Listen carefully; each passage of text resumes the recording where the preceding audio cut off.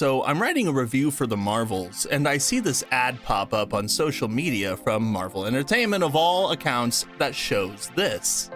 The Marvels have arrived, and now it's the #1 movie in the world. #1 movie in the world? #1 where? What world? Elmo's world? Marvel headquarters? Narnia? We can't possibly be talking about the same movie that barely anyone went to see. The movie that fell below box office projections, only raking in about $45 million in its first weekend domestically, and only 100 or so million globally, making it the lowest grossing global opening weekend ever for an MCU movie. Oh, I get it. They're just showing more footage from Avengers Endgame to promote it again, aren't they? Oh, no, wait, nope.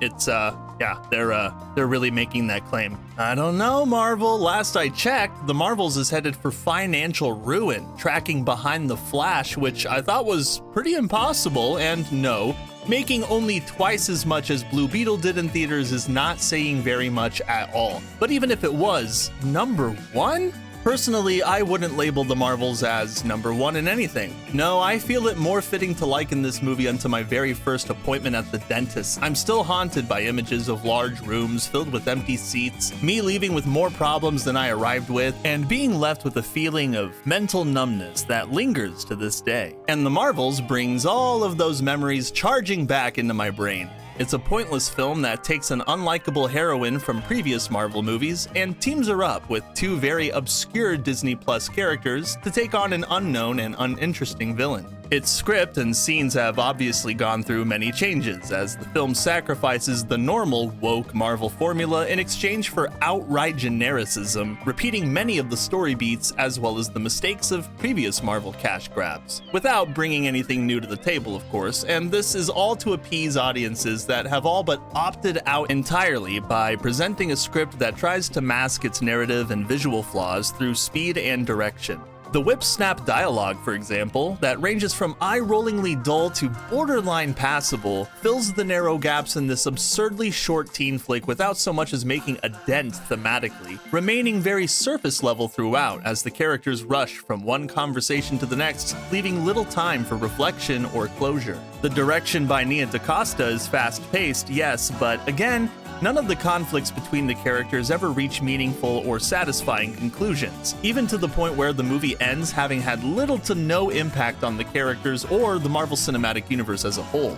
DaCosta certainly knows how to direct solid-looking stunt-coordinated fight sequences, but she really has no idea how to cast the people who participate in them or how to breathe life into their personalities. I'm talking, of course, about Daenerys Ben in particular. This has to be one of the worst villains ever created for a Marvel film. She looks physically unimposing, her costume sucks, and her plan to steal everyone's sun and water begins with a scene ripped straight out of Infinity War and ends with a plot ripped straight out of Spaceballs. We've even traded the Infinity Gauntlet for the Infinity Bangle that has a missing piece buried on Earth, and yet again a villain is using that hammer thingy from Guardians 1. Daenerys Ben's morality and depth only goes as far as her people losing their resources, and apart from her deeply embedded anger towards Captain Marvel for making her people homeless, I guess, she doesn't have a morsel of originality in her design otherwise. Interestingly though, this character is gender swapped from an actual comic book villain, and she's also the only character designed by Nia DaCosta's team that wasn't borrowed from other projects for a Marvel crossover, which speaks to the lack of creativity on display apart from the fight scenes. It's a bit strange, but I preferred seeing Captain Marvel and her two sidekicks on screen far more than this lady, but that shouldn't be surprising.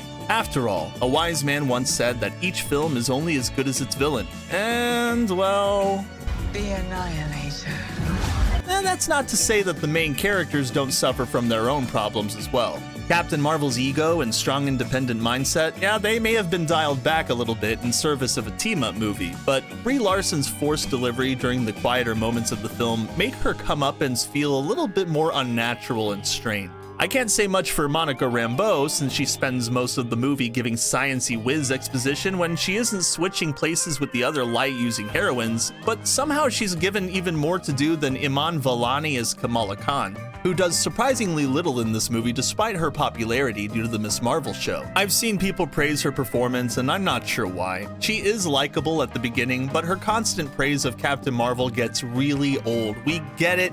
you love her more than any other Marvel hero. That's enough. And after a while, she becomes more of a comic relief side character who stands around and agrees rather than coming into her own the same way Peter Parker did. She, a child, is just kind of along for the ride to make everyone feel better. And everyone is more than okay with it, even though it involves planet-ending danger. I remember that it took Peter Parker like an entire solo movie and 3 crossover events where he had to save the entire universe just to gain the respect of Tony Stark and Doctor Strange. Here? Nah, just go with them, it'll be fine, no need to call the other Avengers, most of them are dead or missing anyway, might as well just rely on a 13-year-old to solve our problems. Nick Fury is in no position to be making such demands, he's even more underutilized than Kamala Khan herself. The super spy who recruited and led the Avengers into war with Loki has been reduced to nothing more than a kitten nanny. Samuel L. Jackson has become Papa Fury, a grandpa-esque character who's been put in charge of the Sabre space station.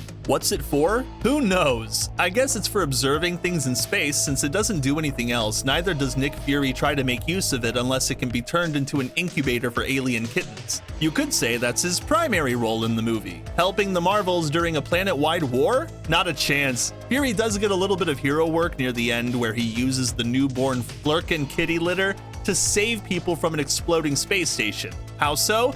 By having kittens swallow them whole. Does that make sense? Nope, but it doesn't have to because Disney says so, remember? But besides that, I can't think of a single other reason he should be in this movie. Like Kamala Khan, he's just kind of there as a cameo who helps out a little bit. I'm kind of tired of seeing those. They definitely do not help these movies anymore.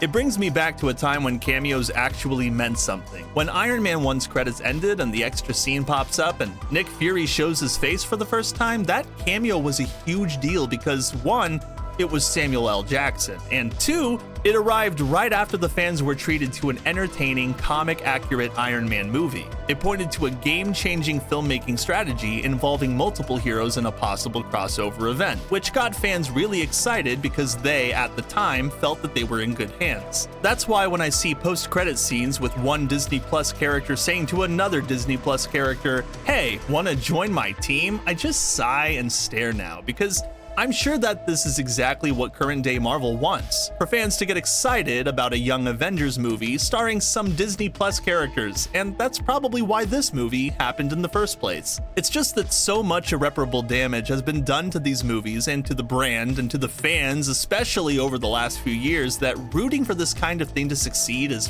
really hard for me to do. The very least I can say in support of this film is that it's the least woke thing I've seen come from Marvel in a long time. That's not to say that girl power themes aren't present, but they aren't in your face either, nor are the men used in the movie as an obstacle for the women to get over or anything like that. Again, they're just kind of there. It's a disturbingly normal movie. I will also say, in fairness to this movie, that the trailers online did not do this movie any favors. I could name 10 scenes off of the top of my head that could have been put into the trailer to make it a lot more appealing to audiences who watched it.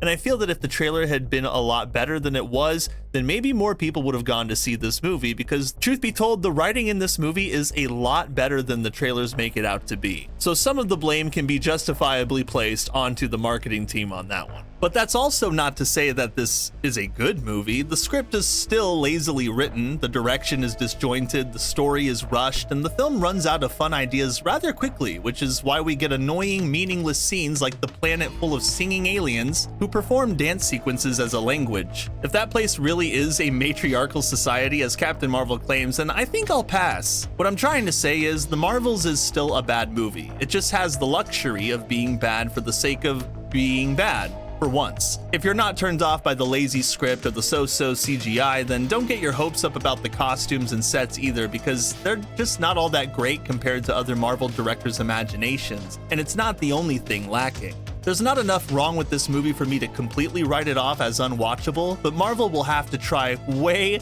harder than this if they want to win back the hearts and minds of their original fan base, because the Marvels just ain't it. I hope you all enjoyed this review. If you haven't had the chance to smash that like button and share this video with your friends, that would be awesome. And hey, if you're feeling ultra spicy, consider subscribing to my channel so that you're always up to date on what kind of thing I've got going on. I look forward to seeing you all again in the next one. Later! Meow meow.